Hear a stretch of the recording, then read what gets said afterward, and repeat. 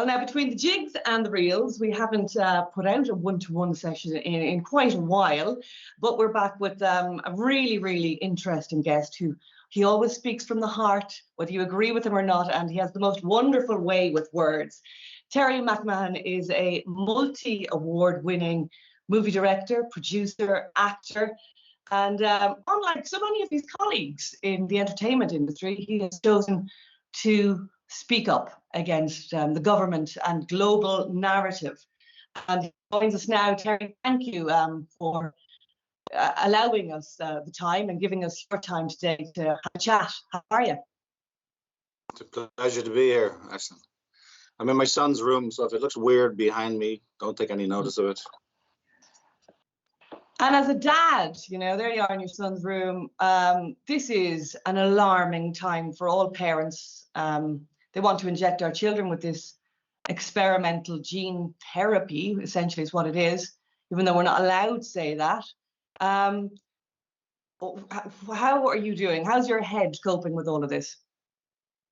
Well, it's interesting because the idea of what's unfolding in front of us was horrific beyond comprehension only 2 years ago.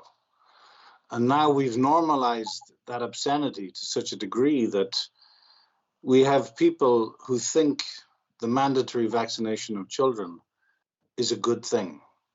Now, for us to go on that journey in only 2 years is terrifying. And this has nothing to do with vaccination or anti-vax or pro-vax or any of this stuff as far as I'm concerned.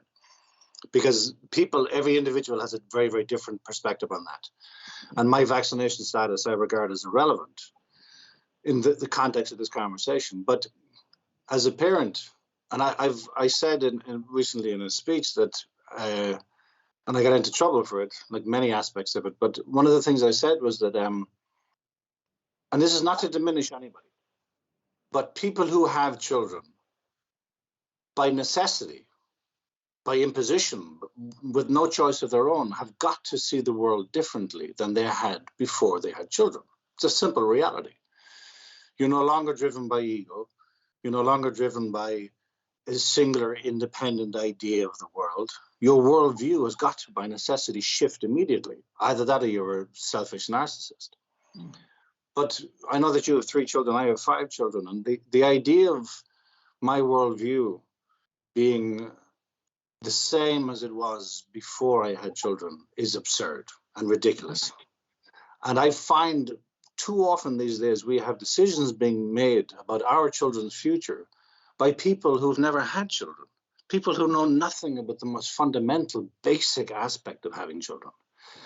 And I find that concept far more frightening than a vax or pro-vax or anti-vax movement. I find it terrifying that the government, through the permission of the people and the facilitation of the people, and it's something we should not forget, that we have facilitated the power been granted to the government over the bodily autonomy of ourselves.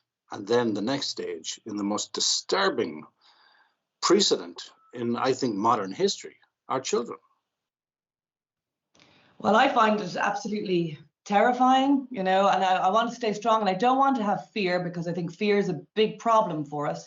I think this is what's driven people to make crazy decisions and not research. And I think, you know, as parents, whatever about, if you didn't do the research for yourself, private independent research that's necessary to understand what is in this. I know you don't want to go into the vax, pro-vax, anti-vax, but really and truly, it is where we're at, because we have to ask, what the hell's in this thing, and why do they want to do a mandatory vaccination program on all the children, on all of us, when initially they said, well, the kids are fine, you know, they're not a problem, they're not a threat to this.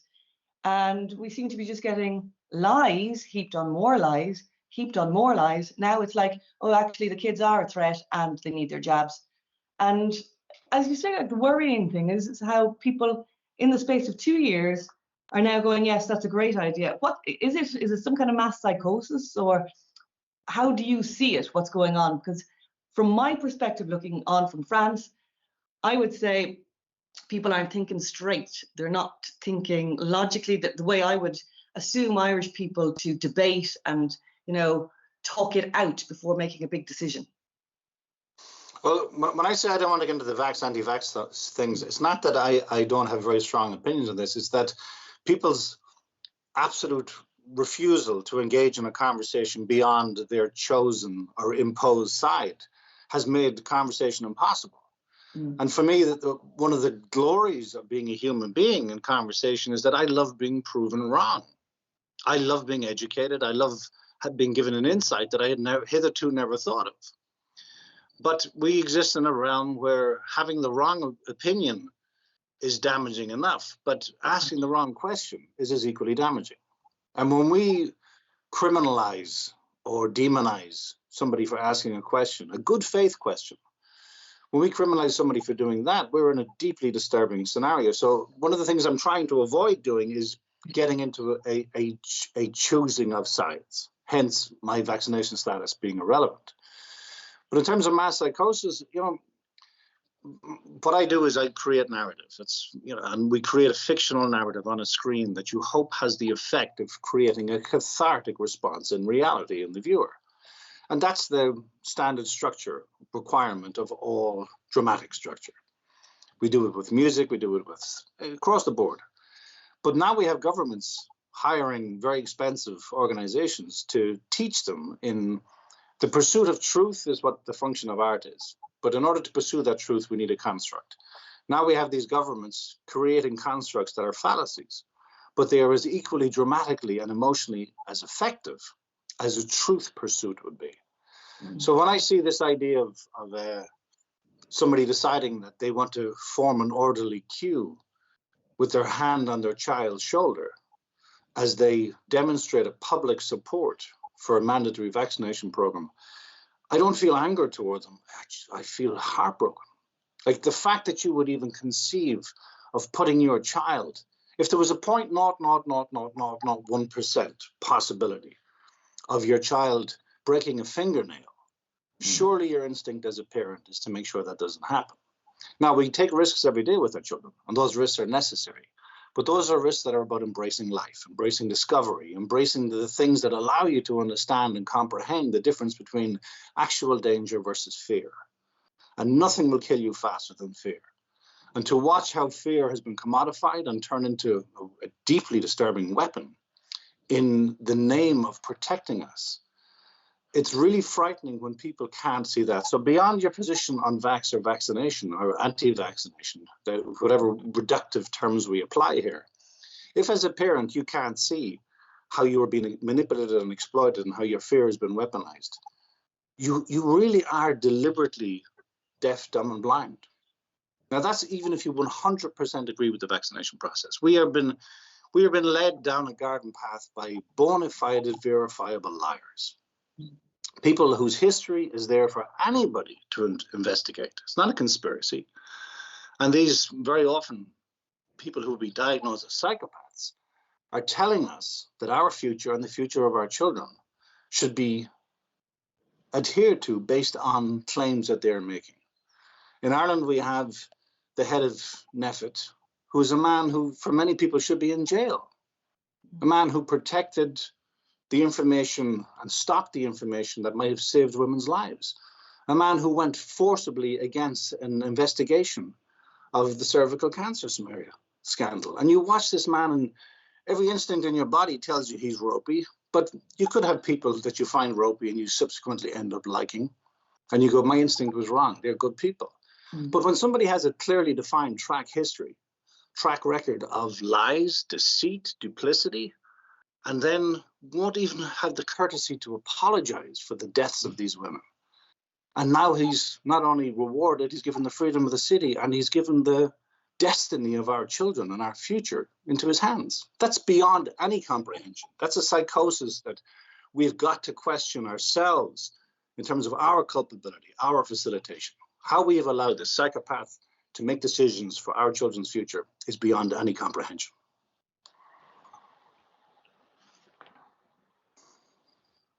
No, sorry, it broke up a little bit there, the connection. But Terry, I want to talk to you about the entertainment industry, your industry. Okay, I mean, you know Hollywood, you know the industry at home. You've made movies. You've been in Batman Begins in 2005. And then the role of these influencers, the celebrities, you'd like the likes of Jennifer Aniston saying, unless you're jabbed, you're not going to be my friend. And people, of course, are very influenced by celebrity. And I think it's just added another layer of confusion onto the whole thing. Why do you think, first of all, so many of your colleagues in the entertainment industry are saying nothing? The ones who would have been outspoken in the past, would have stood up for all the causes, would have always thrown their tuppence worth in. We're hearing nothing from them now. And also, why have these celebrities, the other ones, been pushing this experimental injection on the wider public the way they have? Your take, please. Well, again, there's a large part of our so-called community that have been pandering to mediocrity for decades. And the representation or appearance of rebellious artistry has always been a scam, always been a con. But there are other people who I find it heartbreaking, their silence, their acquiescence. At a time when people talk about 1984, George Orwell's book, all the time, and how this is some kind of replica for that. But if you read the book is a tragic love story. And it's about the destruction of intimacy and the destruction of the human need to connect. And artists, that's their job. Their job is to connect in that ethereal, remarkable way that allows us to transcend the limitations of reality. And when they shut down all the venues, when they shut down everything, it was devastating for the venues. It was all those things, but the artists and the community and the audience were disconnected. And I was waiting for somebody to break into an empty building. I was waiting for someone to stand on a street corner to put on a free gig. Nothing happened. Even at its worst in the concentration camps, when the consequence of being caught would be severe beating or sometimes death, they still played music. They still recited poetry. They still performed theater in the camps. Yeah. The fact that in the last 2 years or 18 months, whatever time frame it is, that we have almost no artists on any level who have done anything except apply for government bursaries, which were to essentially anesthetize or paralyze them. And then some of those people didn't even get that. We knew someone like Christy Dignam in Aslan applying for a bursary and being turned down. And he can't even pay his mortgage. But I think the most devastating thing is not just the acquiescence, but then when celebrities use their so-called influence to talk to people who like them and to convince those people to take an experimental drug into their body because the celebrity told them to do it. I think that's a level of double dealing with the devil and with celebrity that I think we're going to be interrogating and examining in decades to come, to ask how did we create a lie so effective that people who know nothing whatsoever about the thing they're peddling are willing to put their entire reputation on it and try to convince sometimes millions of people to put their life and the lives of their children on the line. It's beyond comprehension. It's been an incredibly revealing time in terms of viewing other people's characters and our own, and asking ourselves some very deep questions. I'd love to get your take on the homelessness situation in Ireland, because I know you yourself found yourself with no home when you first went up from Mullingar to Dublin. So you know this story very well. You know what it's like to have nothing, and to be cold and to be without a home. And I know when I'm looking on, again from a distance, but sometimes that's a good thing, at the homelessness situation in Dublin and across Ireland, it's pretty shocking, especially this time of year when it's freezing. It's so cold. And there's all this money for this experiment, but no money for the homeless. And again, they're saying now that these guys have to take the injection, that the homeless people have to take the injection if they want to have a roof over their heads. So it's just another layer of the madness. Well, it's interesting because, our current Minister for Defence and Minister for Foreign Affairs, he was involved in housing children as a minister before he was promoted into his current position. And he guaranteed those children who were living in squalid hotels that he would have them out of those hotels by Christmas. He guaranteed it. Now, those children, can you imagine what it's like to be those children and to be told in no uncertain terms that you will be out by Christmas? Then he left his position, he was promoted, and those children were forgotten. Now, when I was homeless, I was a teenager, but the one thing that you had was hope. And what they're doing is they were raising hope. What they're doing is they're telling us that there's no future unless it's ordained by them. Mm-hmm. And when we have someone like Simon Coveney leading our defense forces, who were already eviscerated by the state, and being our Minister for Foreign Affairs, and this man is a verifiable liar who has no problem lying to homeless children about effectively cancelling Christmas. And yet we got to look at him now and trust him that he has our best interest at heart. Mm-hmm. We got to look at homeless people and trust the charities behind them, that they're going to look after them. It's again, what's heartbreaking to me is that I'm interested in verifiable truth or verifiable fallacy. The rest is just opinion, and the rest is just feeling, and that changes and should change all the time. But like I said, we have these men and these women in these positions of power who have a track record of psychotic, verifiable behavior, and yet we're still looking to them for answers about how to get out of this scenario, a scenario that they themselves are part of the construct of. But I think even the wider thing, I think, that when we talk about what it means to be vulnerable effectively, so let's not just talk about the homeless, but the idea of anybody who's vulnerable. In Germany last week, there was a man who made a fake pass for his wife in work, a green pass or a COVID pass, whatever you want to call it. Now, this thing didn't even exist 6 months ago, but he had to make it for her. She was frightened of the vaccine because she'd been vaccine injured, apparently. But he made this for her. Her boss found out it was fake, and her boss threatened to go to the state. The man went home and he wrote a letter. And in the letter, he said how terrified he was that we now exist in a world where the state can step in and take their children. Then he took a gun, he shot his wife, he shot his 3 children, and he shot himself dead. 5 people dead. Now, that story should be the international story being had in every country around the world.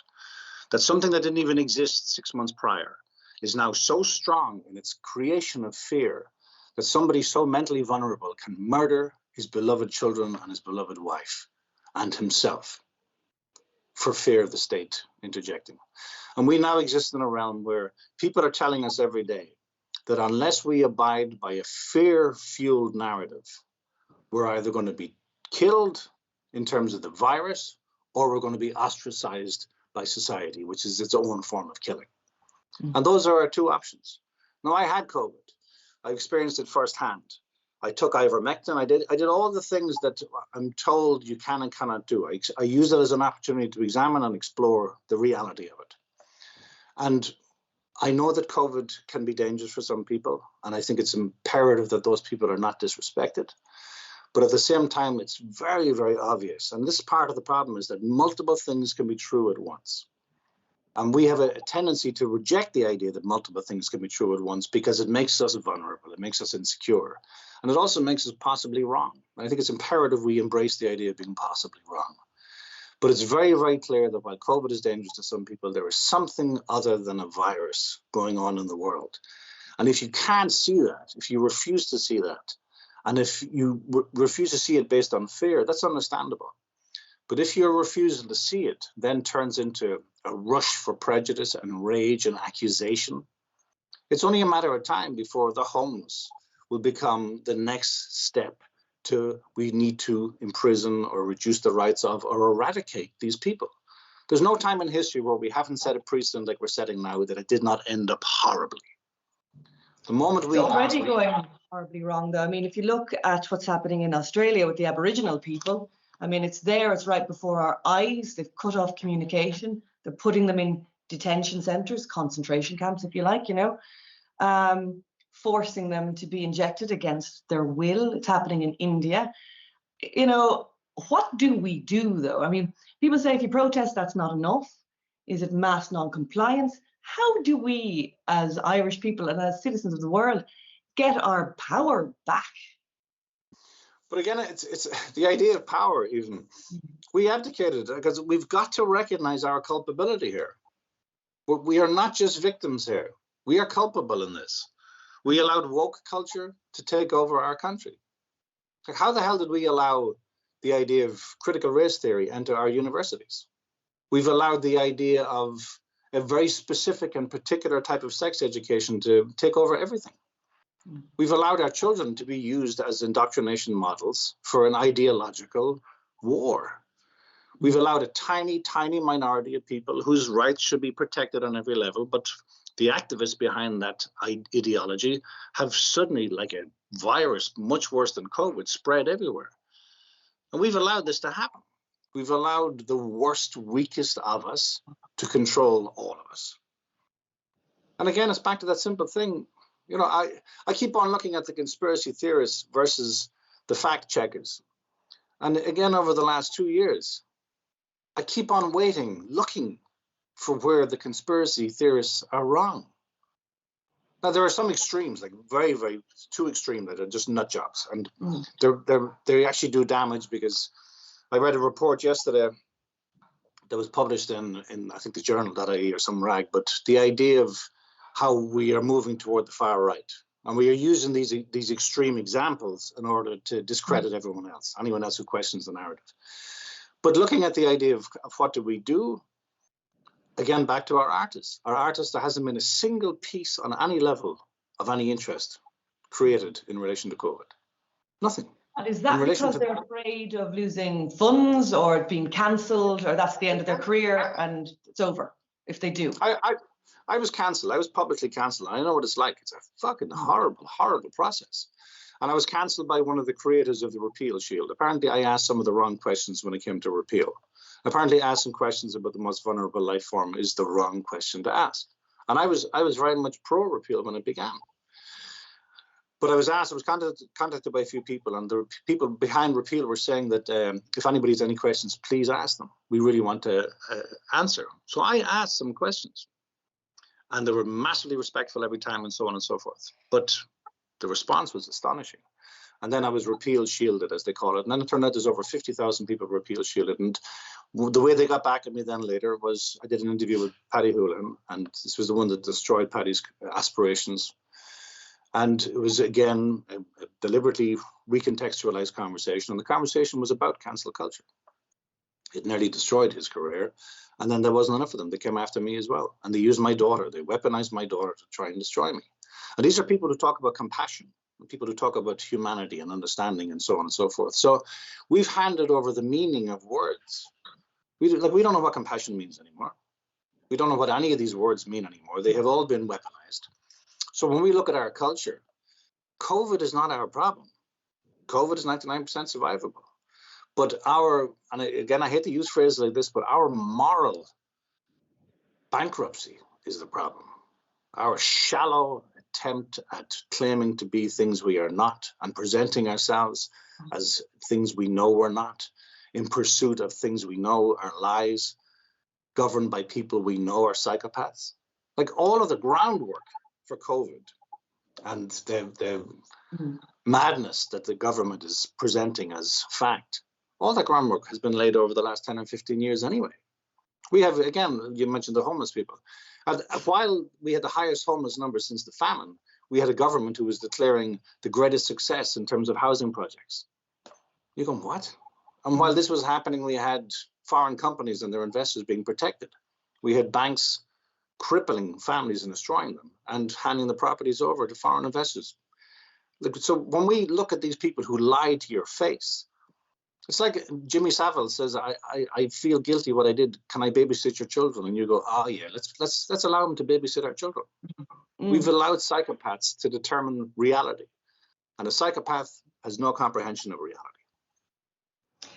Now, you escaped the education system early, and you're clearly well able to think for yourself. You know, there's a big problem with critical thinkers. We have a lot of people with letters after their names. We have a lot of people who are doctors, PhD. they're clearly smart, they're clearly very good at what they do, but they are not willing to question this narrative. They're not willing to be seen as, it's like, I'm not an anti-vaxxer, but, or I'm not a conspiracy theorist, but. It's like, why would you even bring that up? That's falling for it. I feel when people have to say that, they've fallen for the trick. And do you feel like you were lucky that you got out of the education system early and, did your own university of life to figure things out? No, I don't, because I went to a vocational school in Mullingar. It was the poor people's school. Right. And it was the school that I wasn't even supposed to go to. And I had to defy the Christian Brothers to go there. So again, while the Christian Brothers were raping children, and literally the Christian brother we had is now currently in jail for raping children, he and those he represented were seen as the righteous, the intelligent, and the morally appropriate people to follow.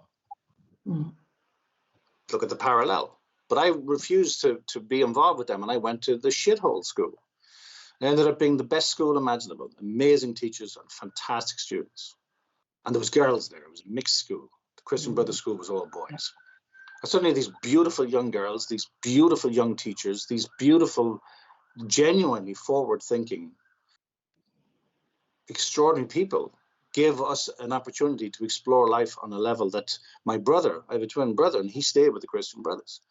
And while they were tearing their hair out and tearing their underpants off in wedgies, like a bunch of masculine lunatics, we were too busy just trying to navigate through the beautiful intimacy of discovering somebody that you love or somebody that you fall in love with or adore. And that school and the education system and the process of that school was one of the greatest experiences I've ever had. But I got a girl pregnant, and then the old classic Irish thing, I got thrown out of home, and then I came up to Dublin when I was 15. Right. And for years, I had a massive chip on my shoulder in relation to education, because I never did the intercert, I never did the leaving cert, I never did any of those things.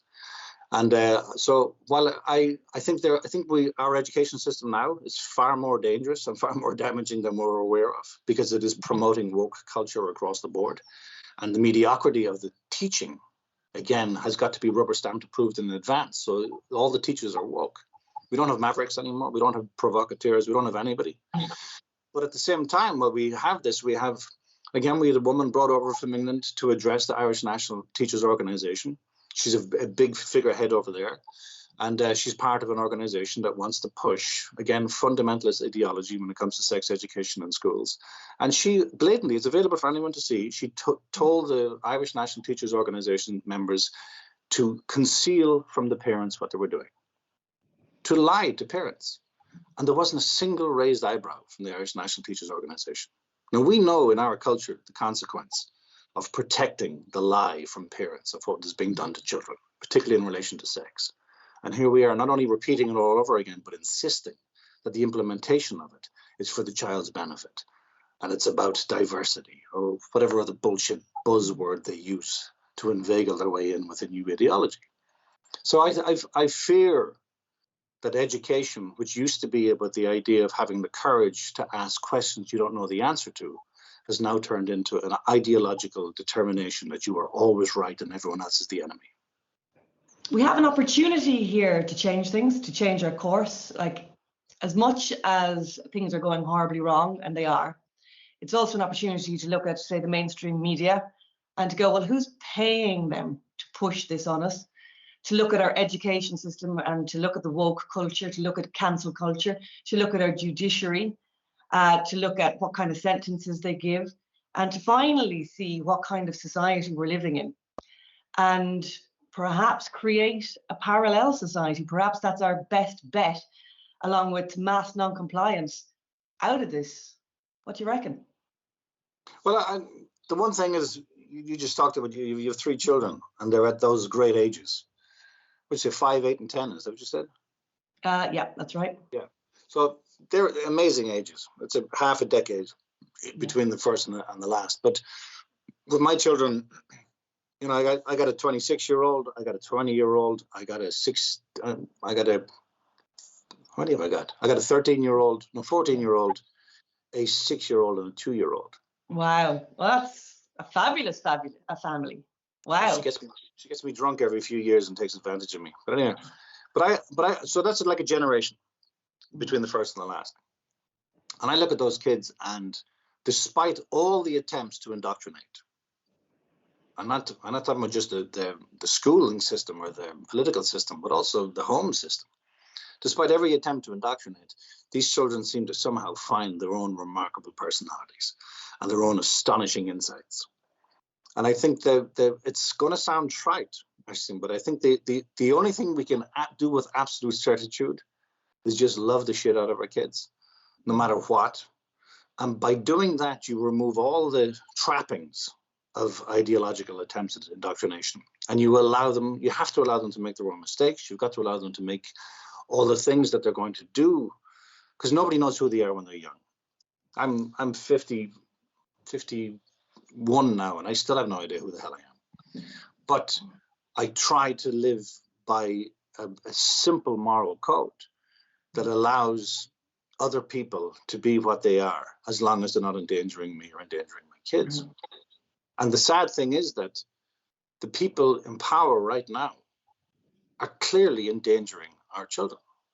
Yeah. Not because they're pedophiles, none of this, like that all extremist nonsense is just ridiculous. But I'm sure some of them are pedophiles, by the way, like in any class of society. But in general, it's not driven by that desire. It's driven by, I think power is addictive. Mm-hmm. And once you have a taste for power, you realize that nothing really compares. But these people are a clear and present threat to our children's future, economically, politically, educationally. Mm-hmm. And yet we have that article talking about the far right being a clear and present danger. And you go, this is nonsense. Those people that say are on the far right have no power whatsoever, no electorate power and no other power. But the people in actual power are destroying our education system through the force feeding of woke culture, and destroying our children's future by making us believe that every 6 months having something injected into your arm that pukes up profit for the big pharma industry mm-hmm. is the new normal. And the fact that that's happening, I think the only thing we can do that is measurable is teach our children that we adore them and we love them and to have independent thought. And part of independent thought, anybody with independent thought is going to recognize that you cannot subscribe to a fallacy and a lie that is driven by profit and driven by ideology. Well, Terry, it's been fascinating talking to you, as I knew it would. Really appreciate your insights in all of this, and let's hope we get out of it alive and together, and keeping the channels open with the vaxxed, the unvaxxed, and as you say, love. We have to keep loving our children and loving each other and our differing opinions and whatever camps we're in, just to keep that big heart open and progress from there. So it's been an absolute pleasure talking to you. We'll be back with a brand new guest next week. In the meantime, everybody take care of yourselves, and we'll talk to you next week. See you, Terry. Thank you. Thanks, Jason.